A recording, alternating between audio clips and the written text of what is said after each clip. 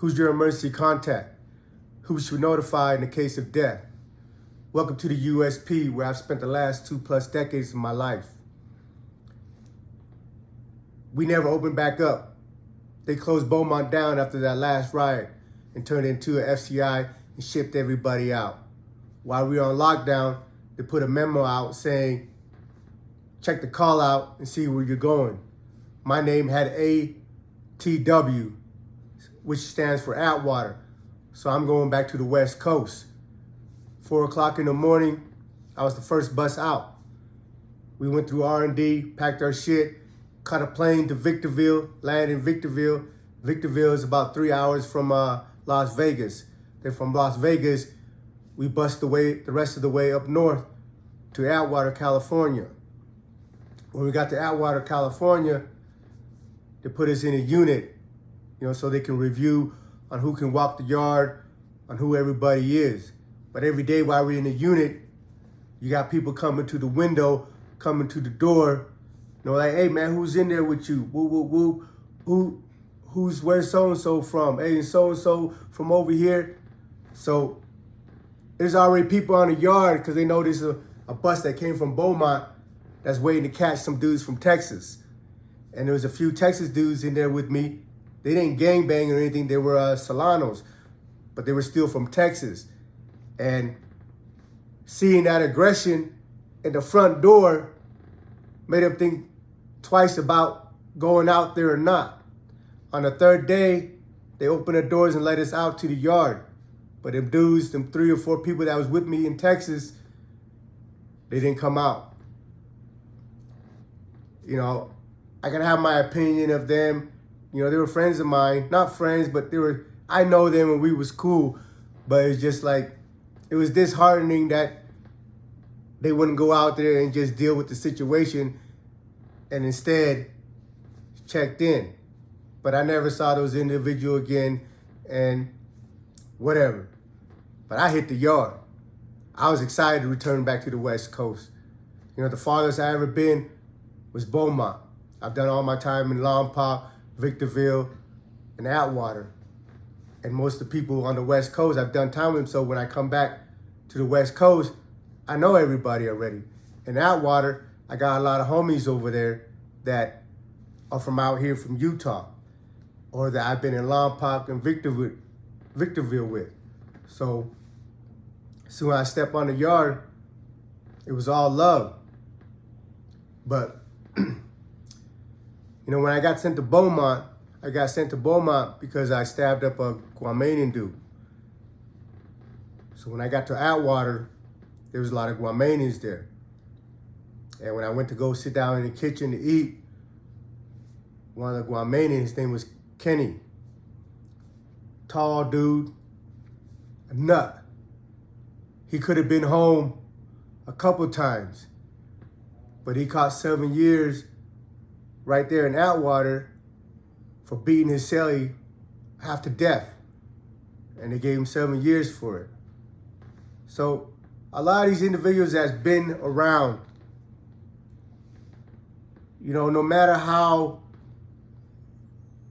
nice they seem, how calm they seem, there's always a psychosis, there's always something brewing inside their head and their heart. These people we're all prone to violence, and you never know when and what is gonna bring that out of a person. So but I already know I'm gonna deal with this situation. Like I said, I'm not tripping. It's just whatever it is. So when I went in the kitchen, Kenny came and sat down with me. It was just me and him on the table. And he said, "Hey man, I've been hearing a lot about you. You're Mesa, right?" I said, "Yeah." He goes, "Yeah, we hear a lot about you throughout the system. And we heard about what happened in Victorville." So he asked me what happened. And I relayed the story that, yeah, your homeboy disrespect me. He came in my cell. He goes, "Oh, but the beef wasn't with you." I said, "No, the beef wasn't with me, but he came in my cell with a knife. Are you gonna allow someone to come in your cell with a knife? And he shook his head. I said, so what do you expect for me to do? But what I did. And he agreed with me. He said, hey, you know what? We're just going to leave that between you two. When you two running back into each other, if you two run into each other, you guys deal with it. But as far as over here with the rest of the Guamanians, we're good. You know, but at the same time, when I was in Beaumont, I had beat up this Cambodian dude. I beat him up because he kind of told on me, but not tell on me to the police. There was a Hawaiian dude named Kamanaka. He checked in Atwater because my homeboy Eddie Sua was pressing him. Now, if anybody that's viewing this knows the Suas out of Hawaii, they're a notorious family. You know, all the Hawaiian gangs in Hawaii started from the Sua brothers, Johnny and Eddie, and I don't know the younger brother, but I did time with Eddie Sua, and we became pretty good friends. So when I'm in Beaumont, I find out that Kamanaka had checked in, running away, trying to get away from Eddie, because Eddie was spending his money. Eddie was going and getting whatever he was getting and telling everybody, yeah, Kamanaka's gonna pay it or whatever. And he got tired of that shit and fucking checked in, and he ended up in Beaumont. But before all this came about, there was my buddy Q. I think the one I told you in one of the episodes. He was a Puerto Rican dude, good sized kid. I mean, I say kid because we were all kids then, you know what I mean? But he was kind of like a little bully.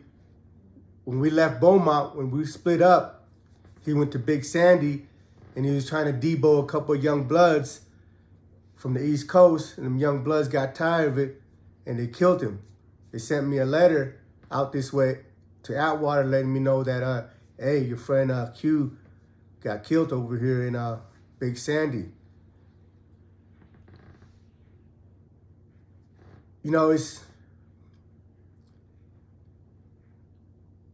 like when I tell these episodes,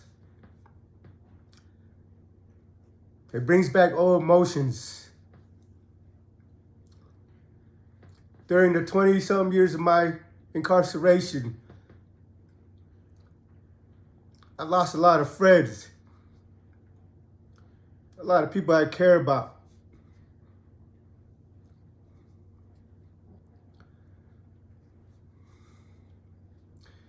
You know, you can say rest in peace.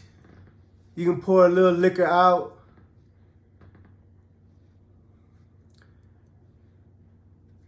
And even time can pass.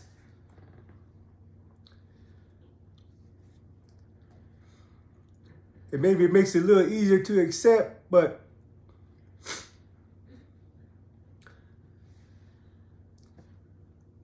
I'm not no hardcore dude, man.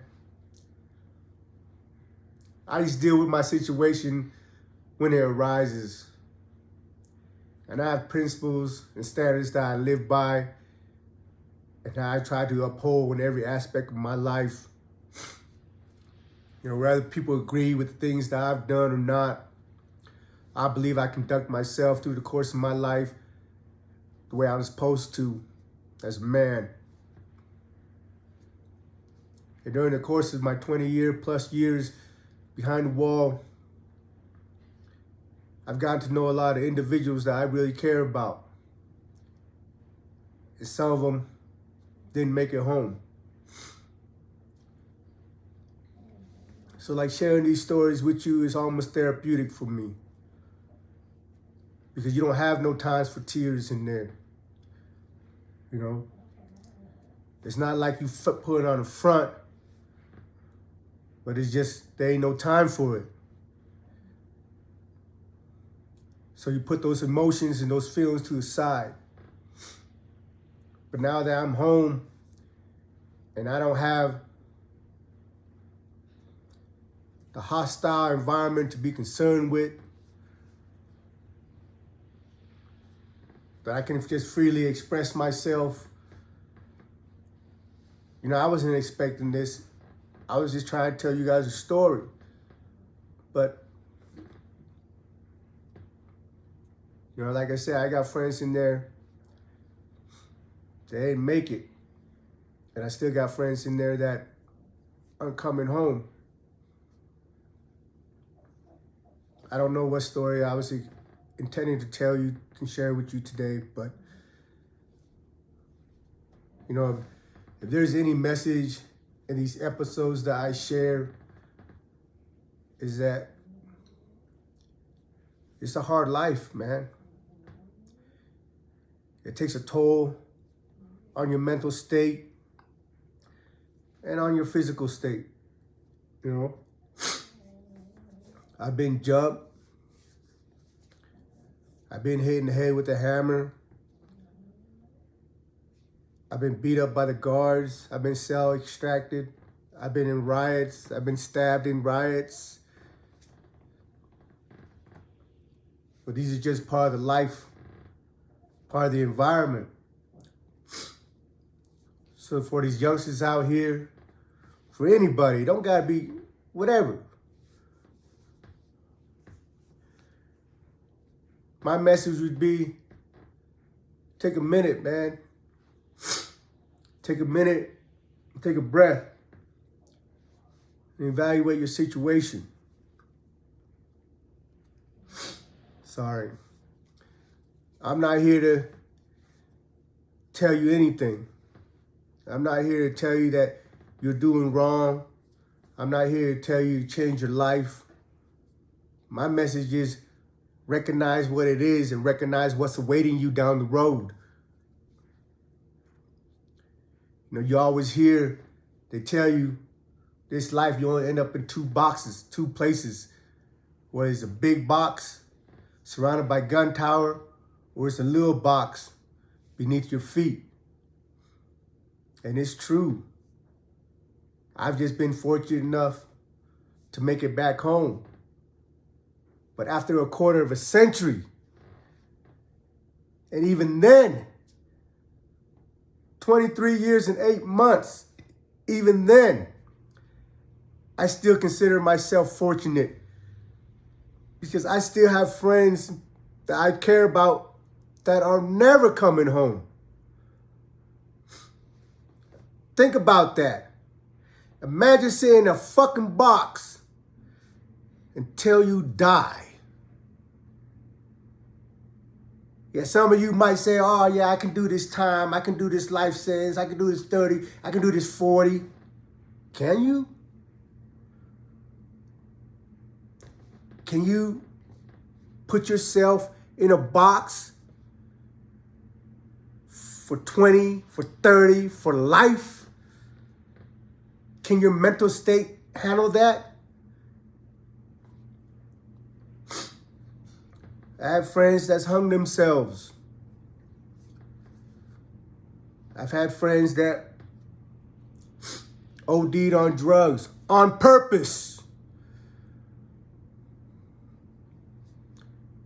And I have friends that's been killed. You know, I don't care what kind of persona you project. Unless you're just a freaking cold-blooded psychopath, you're going to be affected by the lack of freedom, by the lack of communication, love, by the lack of necessities that exist in the world. There's no way that you can sit there for decades after decades and not contemplate certain things.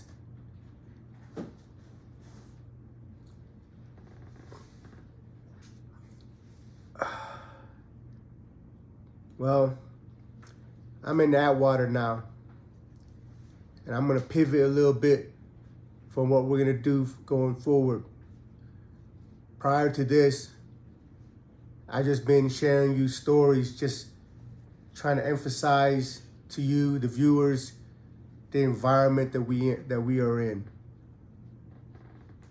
But going forward now, I'm going to get a little more personal with you.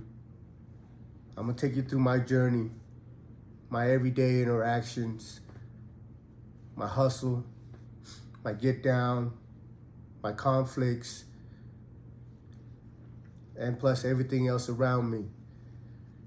Like I said, man, you might not agree with the things I do, with things that I've done, but me and people like me, we have standards.